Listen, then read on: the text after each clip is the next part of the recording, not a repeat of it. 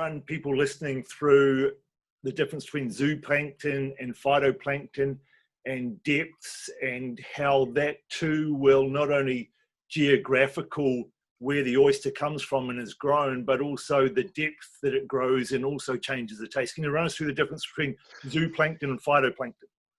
Sure. Phytoplankton, vegetable. Zooplankton, zoo is a animal, right? That's it. That's as simple as I can get. So phytoplankton, veg base, they tend to rise to the top because they have to get that sunlight for the chlorophyll to do all their energy transfer. So they have to be more at the top, and the zooplankton can be lower in the water column. And I've heard stories, different depths or whatnot, but I had one oyster grower that would change the depths by 5 meters down is a higher concentration of phytoplankton, and 5 meters lower is zooplankton.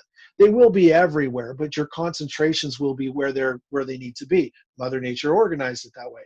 So phytoplankton, being vegetable based, will have more of a vegetable flavor, and that's the concentration of algae that you'll get in the gut of the oyster and really flavor off that oyster.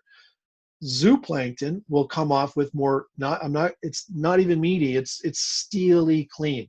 So where iodine and blood has an iron-like flavor to it, it's not even that close. It's the furthest you can think of, but it has a bit of a cleaner finish to it as far as the zooplankton goes. I find a lot of the Pacific oysters, which is the same style of oyster that you have where you're at, will come off with that vegetal finish to it. And so I usually explain it as an ocean sea salt up front, sweet cream, melon, and cucumber. Melon is a melon rind. If you're eating watermelon, past the pink into the white, that's a vegetal melon flavor.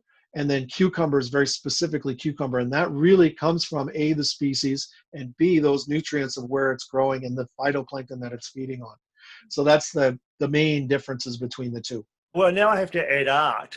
Part of my passion in medicine is the combinations, or how science is now validating a lot of traditional health practices. So I talk about the marriage of science and tradition. Now I have to weave art in there.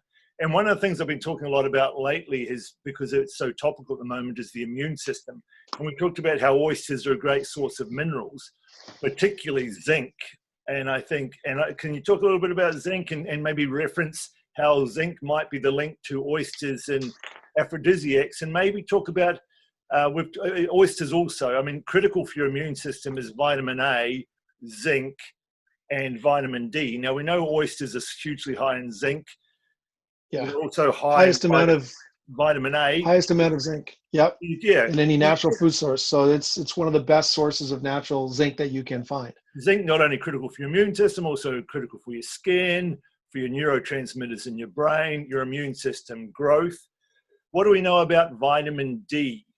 And because we know that cod liver oil is a traditional source of vitamin D, particularly for indigenous populations, and particularly the indigenous in your area of the world who for long parts of winter get no sunlight, and learnt not only to get vitamin A from their seafood, but also vitamin D by consuming the liver.